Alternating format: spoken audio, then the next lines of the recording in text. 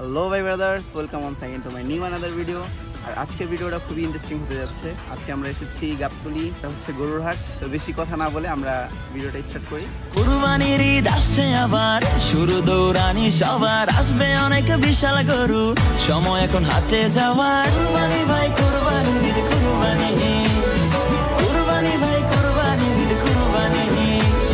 চলে আসলাম ইন্ট্রোর পরে। দু একদিন আগে এক ভাই মেসেজ করে বলতেছিল, ভাইয়া কোরবানি তো চলে আসলো, হাটে যেয়ে একটা ভিডিও দিলে ভালো হয়। এখন কোরবানির ঈদ আসতে যদিও দেরি আছে, কিন্তু যেহেতু আমার ফলোয়ার ভাইয়ের রিকোয়েস্ট, না রাখলে কি আর হয়। তাই আজকে সকাল সকাল চলে গেলাম গাবতলী হাটে। হাটে পৌঁছতেই বুঝতে পারলাম এখনো কোরবানির পশু তেমন আসে নাই। পুরো হাটের 3 ভাগের 2 ভাগই প্রায় খালি ছিল। যেহেতু ভিডিও করতেছি, তাই কোরবানি ঈদের কতদিন আগে গরু ছাগল দিয়ে হাট ভরবে এই আপডেটটা তোমাদের জানানোর জন্য এক গরুর ব্যাপারী ভাইকে জিজ্ঞেস করলাম, ভাই ঈদের কয়দিন আগে হাট ভরবে? তো সে আমারে বলে, গরু আইলেই হাট বইরা যাইবে। আরে ভাই, গরু আসলে হাট ভরবে এটা তো আমিও জানি, কিন্তু গরুগুলো আসবে কবে? তো পরে সে আবার বলল, হ্যাঁ তো ভাই মুই কইতারি না।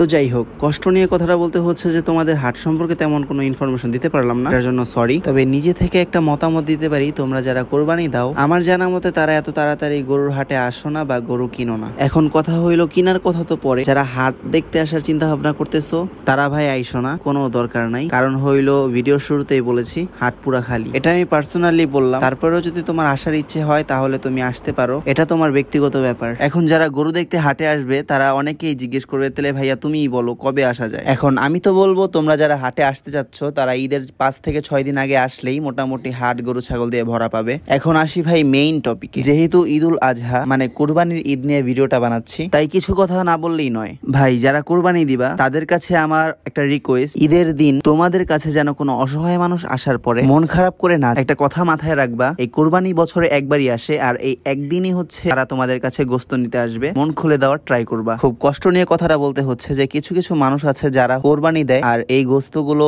খুব কম বন্টন করে, আর বেশিরভাগ গোস্তই তারা নিজের ফ্রিজে রেখে দেয়, 1 বছর লাগিয়ে এই গোস্তগুলো খায়। এখন আমি তাদের উদ্দেশ্যে একটা কথা বলতে চাই যে ভাই, তোমার টাকা আছে, তুমি একটা না তুমি 3টা 4টা গরু কিনে তারপরে সব মাংস তুমি একাই খাও, কোনো সমস্যা নেই, কিন্তু এই খাওয়ার পিছনে তুমি কোরবানির উসিলা কেন লাগাও? কথাগুলো খুব স্ট্রং হলেও এটাই বাস্তব। এখন আমার ফলোয়ার ভাইয়া আপুদের মধ্যে আমার জানা মতে এমন মানুষ নাই, আর যদি থেকেও থাকে তাহলে কথাটা মাইন্ডে নিও না, সামনে থেকে চেষ্টা করো অসহায়দের জন্য কিছু করার। তো আজকের ভিডিও এখানেই শেষ করছি, দেখা হচ্ছে নতুন কোনো ভিডিওতে। ততক্ষণের জন্য ভালো থাকবে, সুস্থ থাকবে, আল্লাহ হাফেজ।